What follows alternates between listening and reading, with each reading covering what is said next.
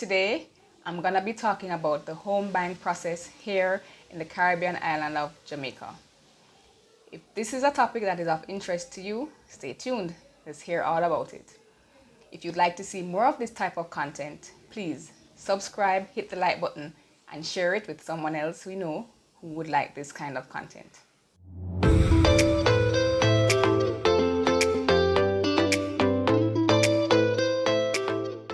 Hi, I'm Kimari, Realtor and photographer in the Caribbean island of Jamaica.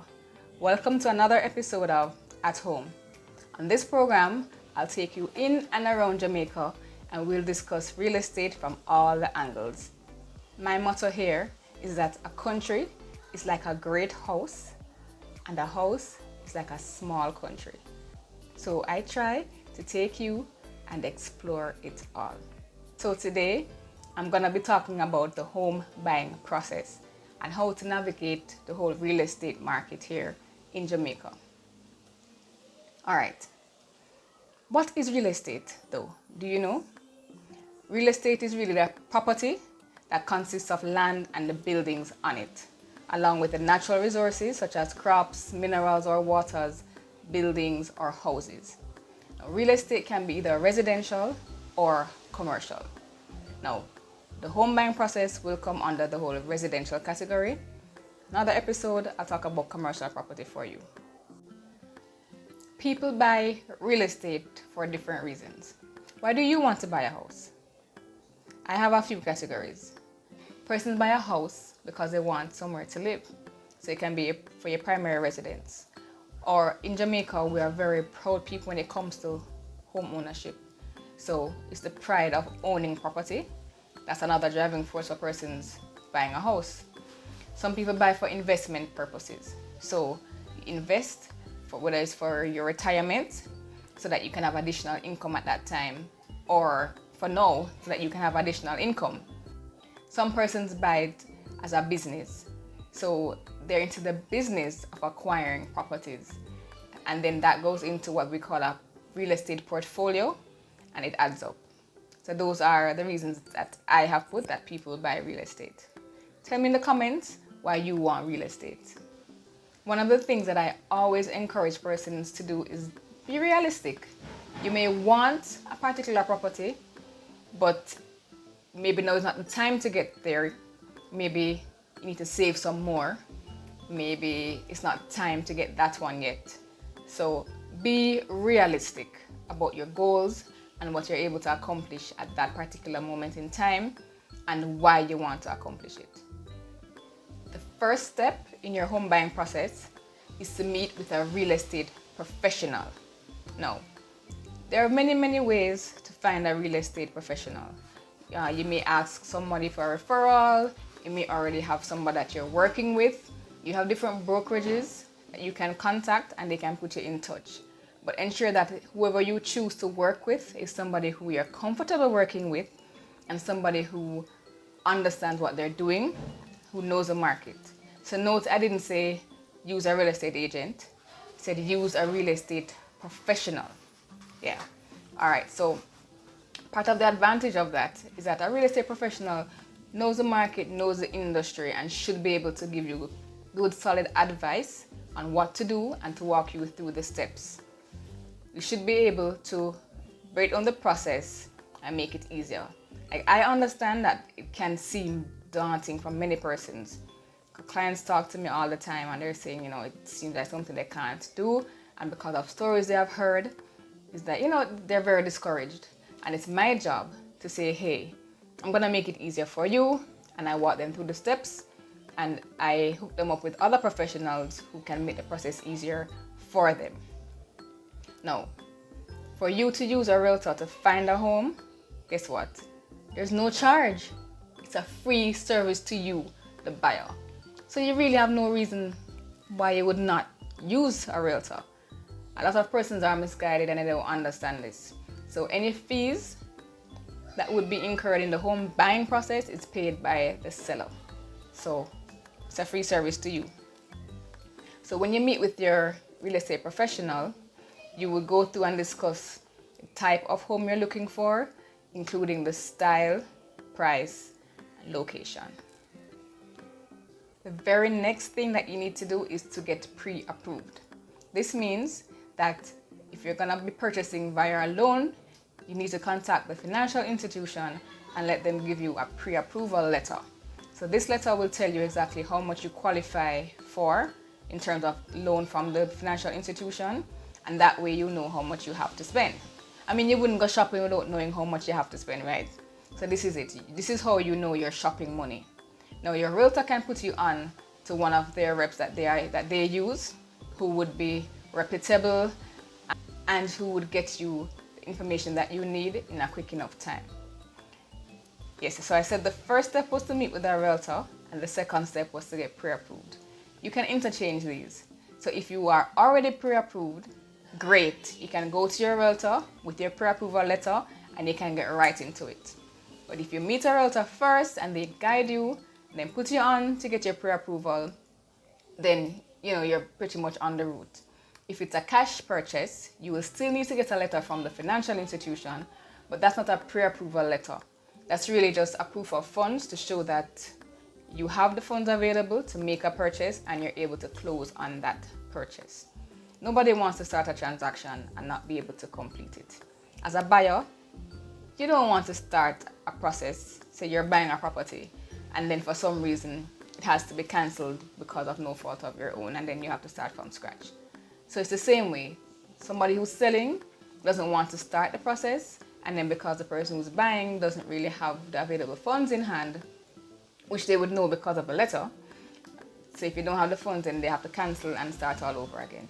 So to put you in good standing, get your pre-approval letter. Look at it this way. Somebody else who has a pre-approval letter, let's say that person goes to view a home and you go to view the same home. Both of you fall in love with it and you want to make an offer, which is the next step to move forward. While you are busy running up and down to get your pre-approval letter, at that time, the person who came prepared puts in their offer with that letter and they're gone. And you're still waiting to get your letter. So put yourself ahead of the game and get that pre-approval done. So the next step is the fun part. This is where your agent will schedule viewings and you hop around going house hunting. Everybody likes that term. So that's the fun part. And remember, a lot of people like to look at all the websites, but not every website is the same. But your realtor has the tools to navigate the industry and know what's going on. So your realtor should know what's going on in the market. So instead of you taking all the time to visit one website after the other, stick with your realtor who will know all the properties that are on the websites and will be able to guide you and show you the best property that suits your needs based on the conversation that you had, accompanied with your budget, and then house hunting time. You view the properties, you found the one that you really like, it's time to make an offer. Your agent will prepare the form based on the terms that you choose. You will sign it, provide the relevant documents that they will tell you to provide.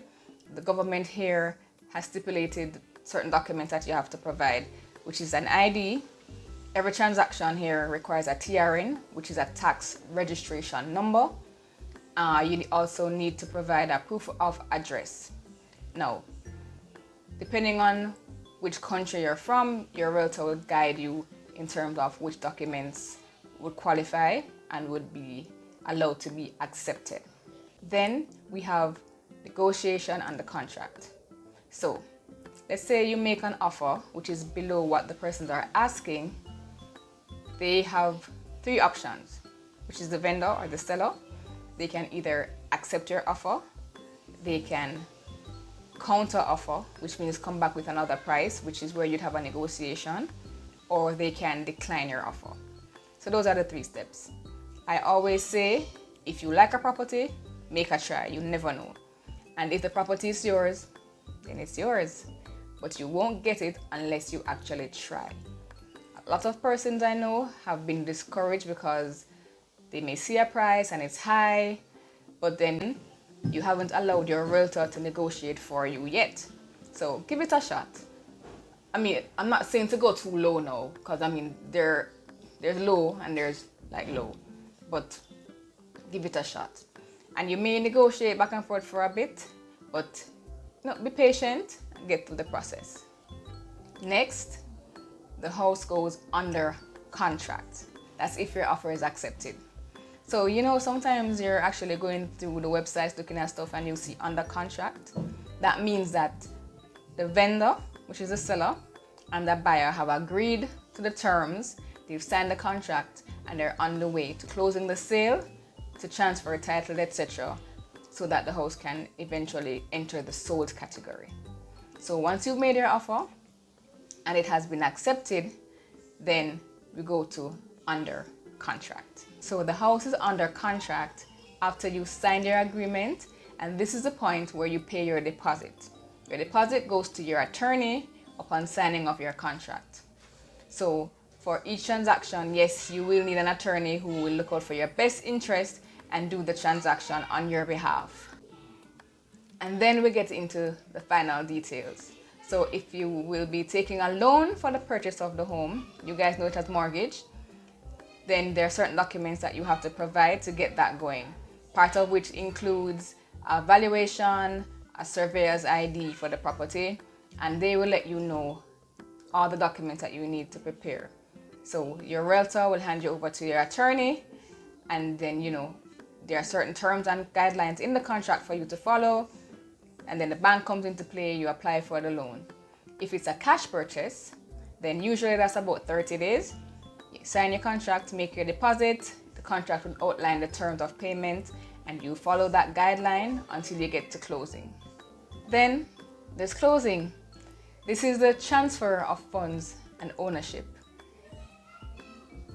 A title company or an attorney typically acts as an independent third party to facilitate the closing. Then, congratulations, you are a homeowner. See, it's not so hard, don't it? Very simple process. Now, sometimes we complicate it ourselves, but the basics are easy, step-by-step process, and your realtor will guide you to make it easy. I hope that was kind of easy to understand. If you have any questions or comments, anything that you want to add or clarify, leave it in the comments. I'll go through, I'll check them, and I'll do my best to answer them. So, thanks for watching. See you next time.